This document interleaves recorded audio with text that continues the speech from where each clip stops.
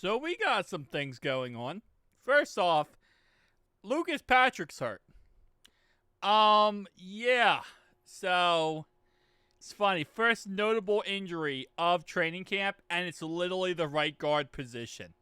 The one position that we preferably would love to sign a veteran at.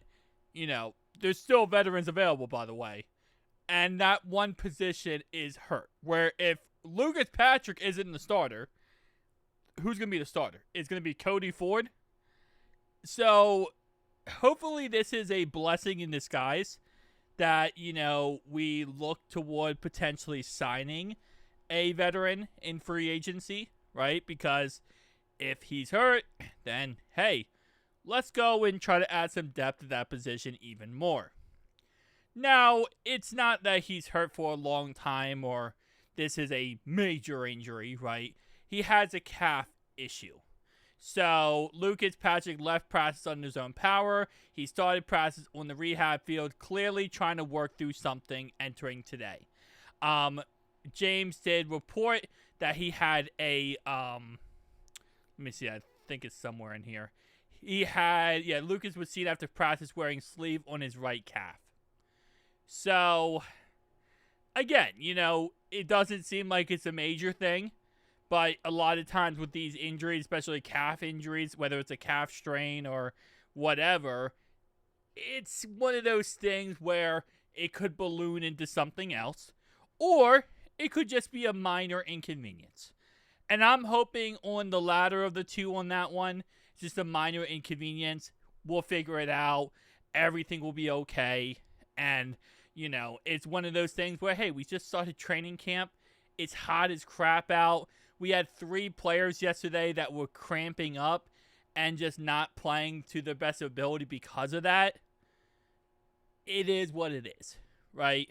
And again, as it says right here, he started today on the rehab field. So this could have been something that happened yesterday where maybe, again, the hot weather, things, not always working as they're supposed to early in training camp. And it's a small little thing, right?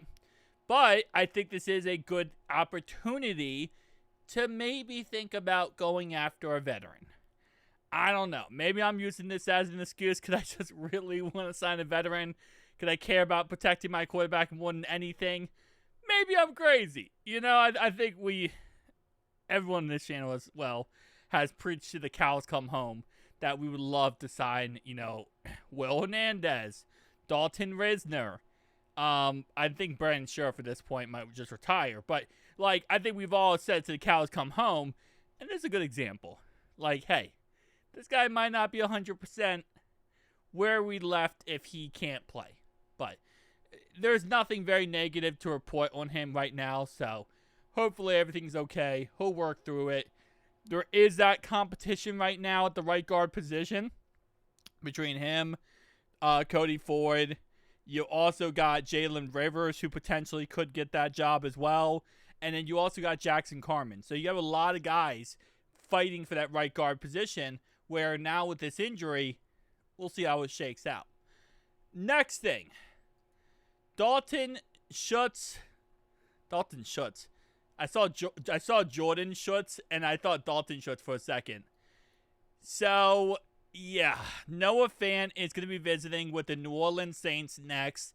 Now, it does say here that his visit with Cincinnati was described as positive, and both sides plan to stay in touch. But he is exploring other options, and he is visiting with the New Orleans Saints now. Now, based on what I understand, there's also other teams that are interested outside the Saints. So my guess is if he doesn't sign with the Saints, he'll go and visit other teams as well and potentially, sign somewhere else. Now, again, this is one of those situations where if you don't get the guy signed when he's in your facility, you might just end up losing him. And when he's a top-tier free agent right now, that's kind of just how the cookies crumble. Would suck very much if that was the case. But who knows? The Saints right now are in a weird situation. They're trying to figure out the quarterback situation. Yes, a tight end like, Noah Fant would help them out. But it doesn't guarantee them, to be that guy, right? So maybe they just end up not being interested in picking him up either. and we have another chance at bringing him back to Cincinnati and giving him another shot. So I'm hoping that is the case. But again, like I said, at least it was positive, meaning, you'd like to hear. I don't know what if they, how much they talk numbers when it comes to, that kind of stuff. Because, listen, front office and negotiations can always be a little shaky. But I will say one thing, and Mike Gesicki learned this very quickly when he came to Cincinnati. Going to Cincinnati and playing with Joe Burrow, even if it's a one-year contract, buddy boy, that can really rejuvenate a career, okay? You could get some pretty good stats this upcoming year, put up some crazy numbers, and, get paid next year. Obviously, for Mike Gesicki, we ended up paying him ourselves. But, Noah Fant could get some crazy numbers, make some good money, leave, and go somewhere else and get paid. We saw other tight ends, Hayden Hurst did it. CJ did it, so it's always possible. If you go to the Saints, they don't really have a quarterback situation. They got Spencer Rattler. They just got Tyler Stroud. The situation's kind of muddy there. And while, yes, you might have a decent season, it's also a chance you have an absolute awful season.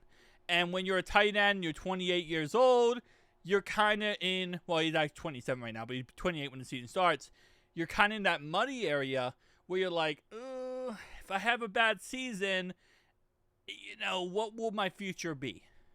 And you might end up falling into the cesspool of, well, he's 28 years old, he's 29 years old, tight end. Well, yeah, he's okay, maybe he could be something. And you kind of fall in that cesspool. Vice versa, join us, get thrown the ball by Joe Burrow, potentially win the Super Bowl, and, you're looking pretty dang good for your future. So, see you guys in the next one, though. Peace out.